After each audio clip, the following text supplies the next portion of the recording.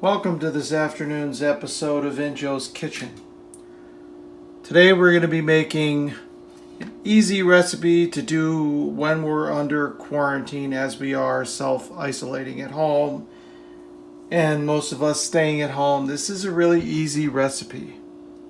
It's basically beef and vegetables. And it's similar to corned beef and cabbage, except the beef is not cured. And what we're going to do, what I have here, this is my secret weapon here that I have for this recipe. This is some corned beef stock from when I made my corned beef. If you don't have this, you can use all water, plus we're also going to add some wine in here. But if you don't have this, you could use all water and just bring 3 quarts of water to a simmer. I have 3 quarts of corned beef stock brought to a simmer, and then I also have some extra hot water to make up the difference in the pot to get the level just right. And for our vegetables, I have a leek. I also have 2 stalks of celery, 3 carrots. I have a small bag of Yukon Gold, or these are yellow creamer potatoes, but you could also use Yukon Gold potato.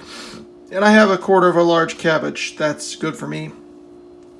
You could add more cabbage if you had more people.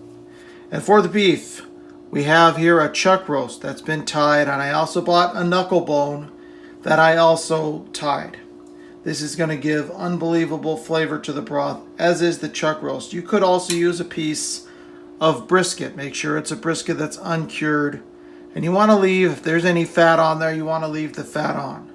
This doesn't have a lot of fat, but this has a lot of collagen and connective tissue that's going to break down and turn into gelatin when it cooks.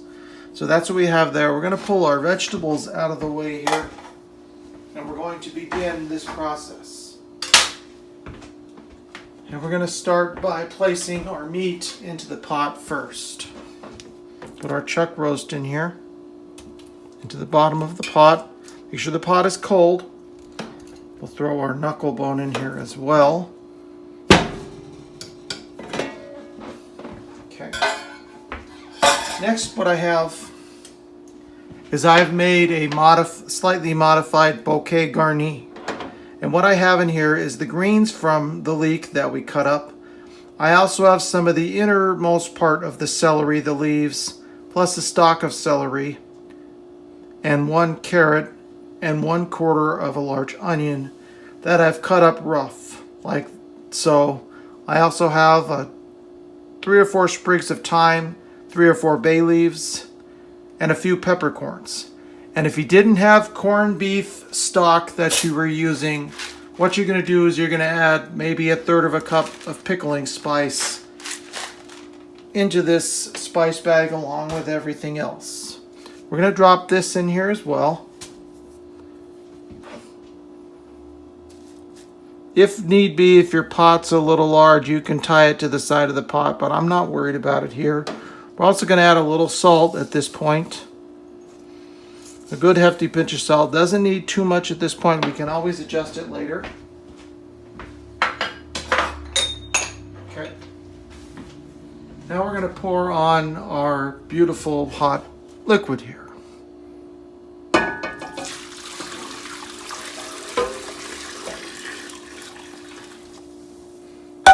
Okay, excellent. Next we'll add our wine in here. This is 1.5 cups of dry vermouth. If you didn't want to use the wine, you could just use a little more water, but it's just going to give a nice subtle flavor in there. Now we're going to make up the difference. We're going to start with 6 cups of water. I'm actually going to add a little more than that. I'm going to add another 6 cups of water in here, because this is going to simmer for quite a while and there's going to be some evaporation.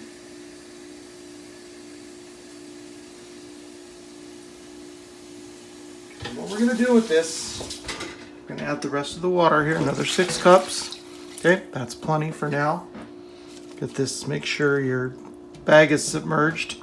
We're going to turn this on high. We're going to bring it to a boil. And when it comes to a boil, we're going to then drop it to a simmer. And we're going to let the mixture, we're going to let it simmer to start with 2.5 hours, and then we're going to check it at that point. It's probably going to take about 3.5 hours total, maybe 4 hours, depending on the size of your roast that you're using. This recipe could also be done with a lamb shoulder. It could be done with pork, but pork is not the best. It's just a boiled dinner, so beef or lamb is your ideal bet here. So we'll bring this to a boil, and when it comes to a boil, I'm going to drop it to a simmer, and we'll set a timer. We'll set a timer for 3 hours, and we're going to check it at 3 hours time. Which by that time, if the meat is tender, we'll be able to pull it out and we'll be able to cook our vegetables in the same broth. And to serve with it, we're going to make a beautiful horseradish and parsley sauce, which we will show you how to make later. So I will see you soon. And I'll see you in 3 hours at the 3 hour mark, and we'll be able to check the status of our New England boiled dinner. See you soon. Welcome back to Injo's Kitchen and our New England boiled dinner. Our New England boiled dinner, the beef itself has 21 more minutes to go, and then we're going to pull the beef out and add our vegetables. And the vegetables are going to take 25 minutes to cook. 30 minutes doesn't take long at all. So right now we're going to do the horseradish and parsley sauce. So the first thing we're going to do is we need some fresh horseradish. What I have done is use the vegetable peeler here and just peel it. And we're going to use a rasp grater into a non-reactive bowl. That is important here because we don't want any problems. We're going to use a rasp grater because it's going to be the easiest and going to grate it nice and fine.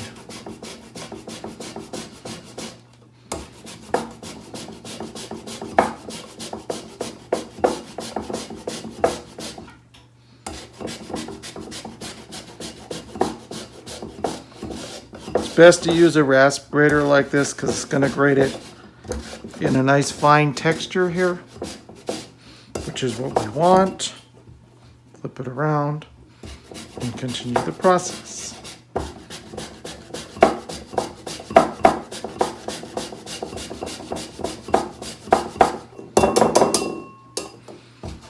You can make it with as much horseradish as you like.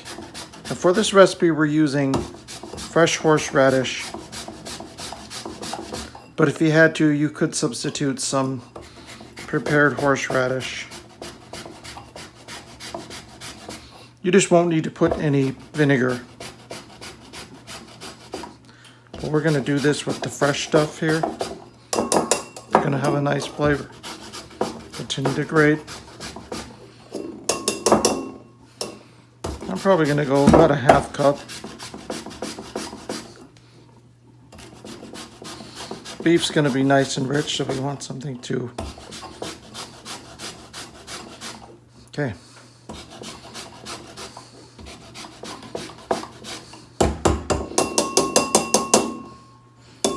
I think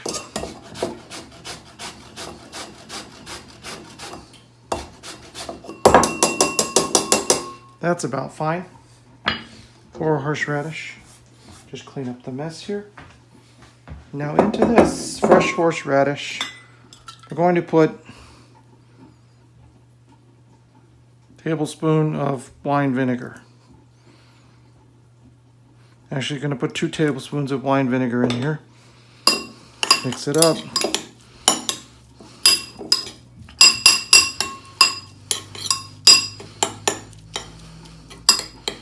We're also going to add a tablespoon of finely minced shallot.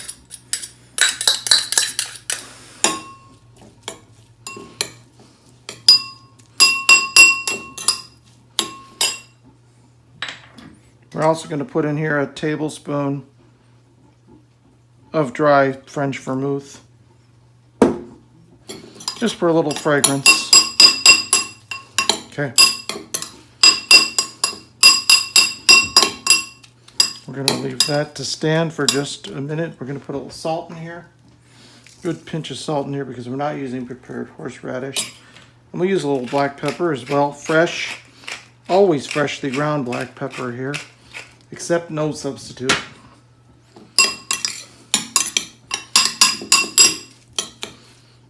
Unless you had to use the pre-ground stuff, but I wouldn't recommend it. Okay, that looks pretty good. Now we're going to add our last couple ingredients. What I have here is a tub of sour cream.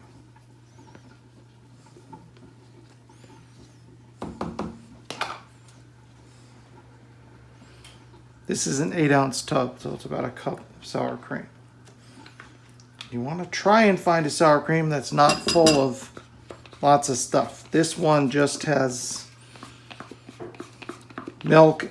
It's just cultured, pasteurized milk and cream. And it has the enzymes in it to culture it. And that's it. It's going to taste better.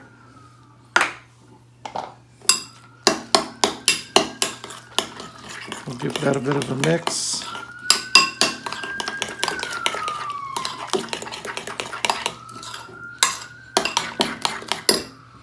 Next, we're going to add a tablespoon of strong English mustard. This is the Coleman's mustard. You need about a tablespoon or so. It's going to give it a slight yellow color, which is perfectly fine for this. Perfectly fine. But we're going to add all that parsley in here. So that'll be fine. Get that out of the way.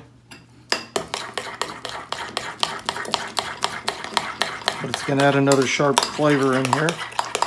It does turn it a little yellow.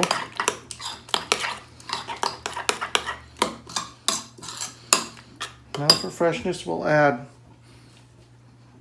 it's about a half cup of chopped parsley. It's about almost a full bunch of parsley. Just pick the leaves. It could be a little more, a little less. It really doesn't matter here. Give it a big stir. And then we're going to taste it for seasoning and adjust. And if for some reason you put in too much horseradish, just put in a little more sour cream if you have to. But we're going to taste that now and see where we're at.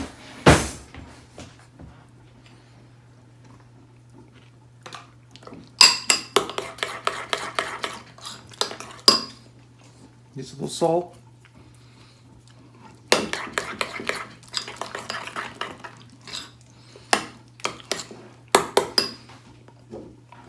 And I'm going to put a little more horseradish in here.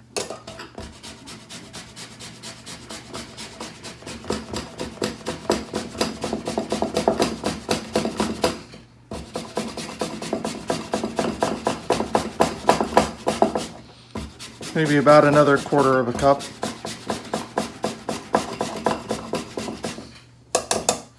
This is all to your own taste.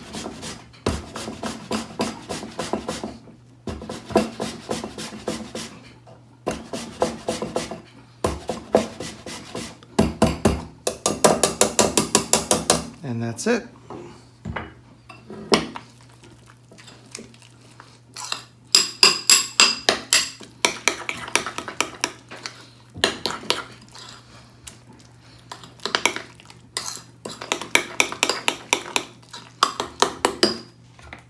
Use the back of the spoon here to taste it again.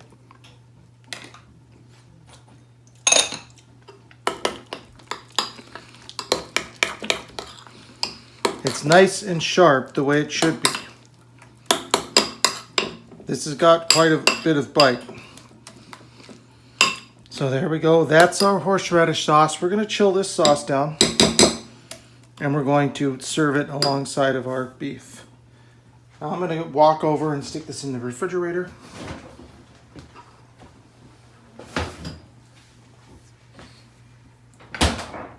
Okay. And I'm going to check on the beef.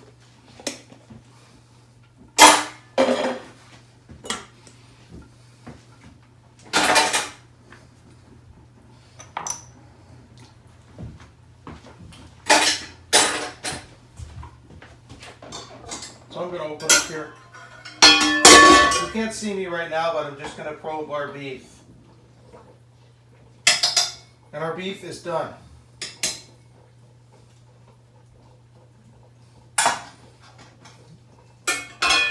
And when we come back, we're going to deal with our vegetables.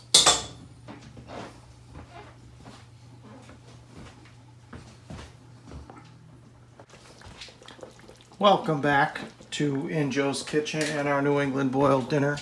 I'm going to turn the oven on to 170 degrees and we're going to park our beef in here. Beef in the oven as it comes out here. So start that. First thing we're going to do is we're going to pull our beef. It is tender, just be careful. Pull our knuckle out here too.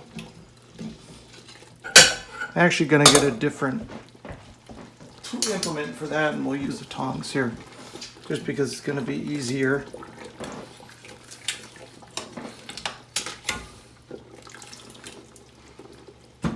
And that's our beef and our knuckle. And we got a concentrated liquid in here. Okay.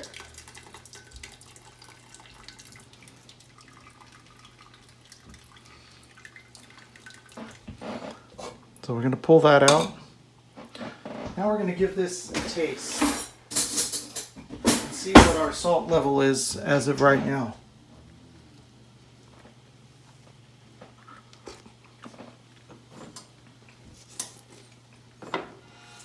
We're going to give our broth just a little salt.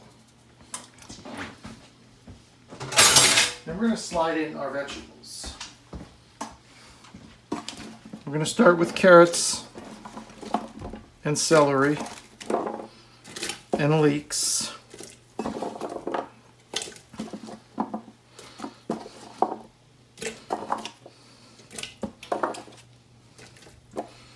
And we're going to turn our heat back up to high now because we want this to boil. Followed by our potatoes.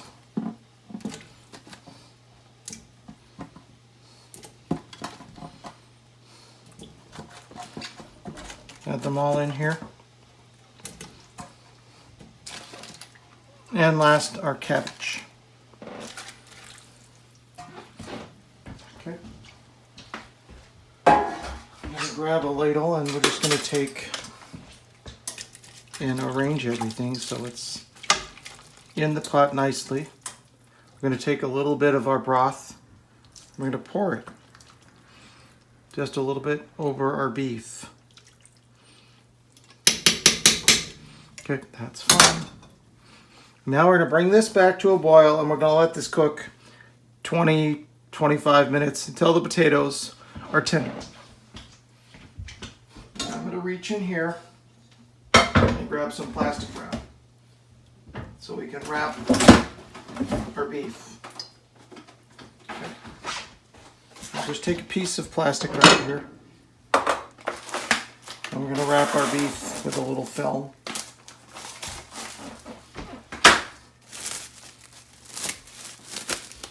Tightly so it stays warm. You want the meat to stay warm, that's important. That means our oven has preheated, so we're going to slide it in here. You don't need to put any tin foil on here because that oven's at a low temperature, it'll be fine. Slide our plastic wrap back. And when we come back, I'm going to show you how to, so we're going to bring this to a boil and we're going to let it moderately simmer, rapid simmer for about 20-25 minutes. And then I'm going to show you how to cut the meat and how to serve. See you soon. Welcome back to In Joe's Kitchen, and we're about to assemble our beautiful New England boiled dinner. And what I have done here is I have set up our vegetables. I have our cabbage and our leeks and our celery and our carrots and our potatoes. Next, what we're going to do here is, we'll get this out of the way for a second. We're going to pull out our chuck roast, which is sitting right here. It is very tender, as you can see. We're going to use our meat fork, and I'm actually going to cut it into two pieces. because we're going to cut it against the grain here. Still got another little piece of string here. Let me get that out here. Last little piece here. Pull that out. Don't need that.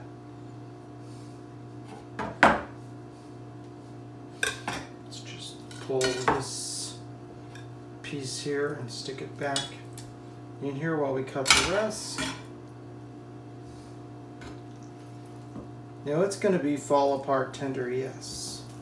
You're just going to cut slices, as you can see here. It's not going to be as clean cut as a corned beef. This one, we're just going to leave it as is. And we're going to start laying the slices on the dish here. Presentation is everything, folks, so you want to make sure it looks nice. Next, we'll take the next little piece here, get rid of that here.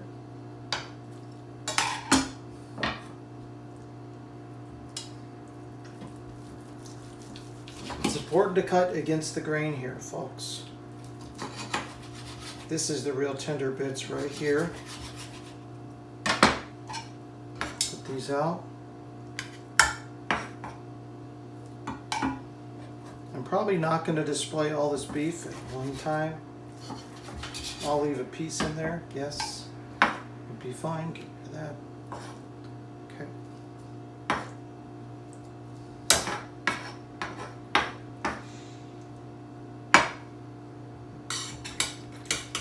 Knuckle time, okay.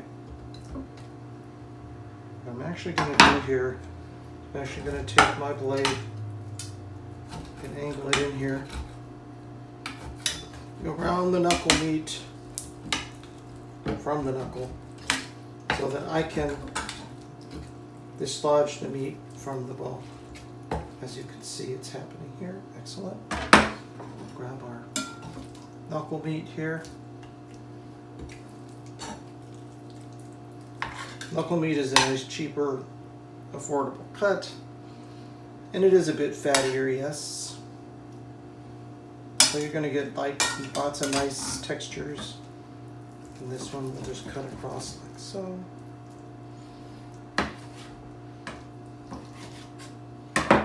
The knuckle meat is extremely tender, so we'll place that here. Now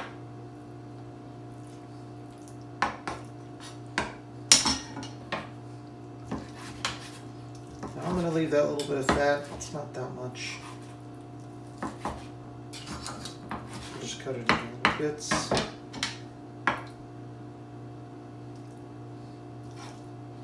Place our knuckle meat here.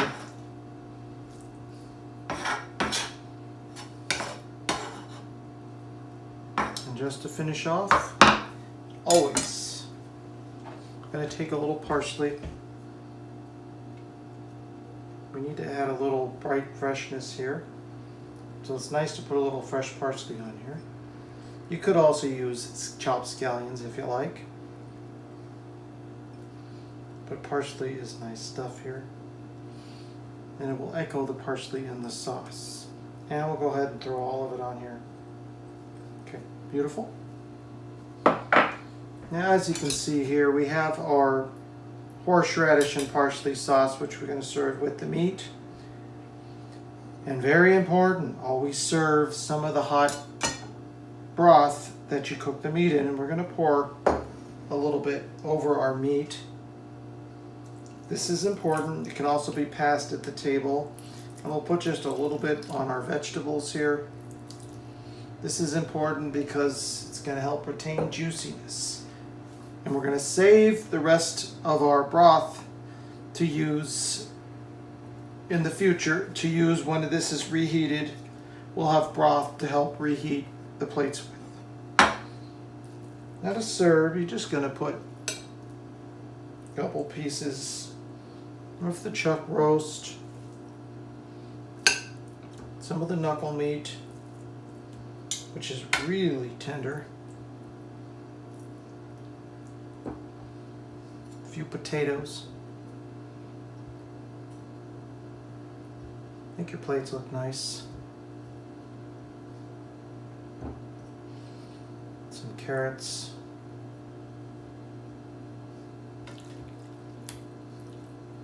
The cabbages, I'm going to cut the root off now. We have the root on there to keep it together while cooking. But I'm going to cut it off now, just because it's going to make it easier to serve. Some of the cabbage.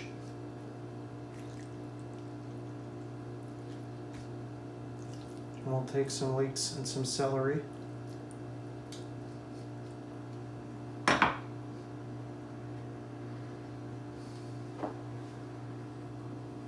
And then I'm going to use this little dish here to serve some of the sauce on the side.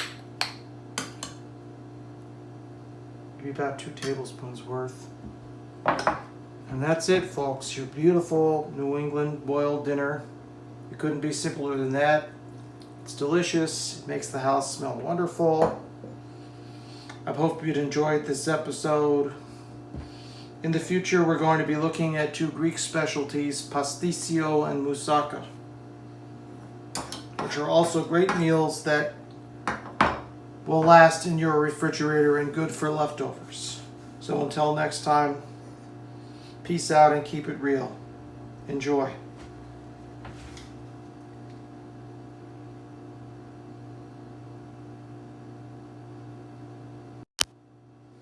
Okay. Let's turn this off. I can edit it out, actually.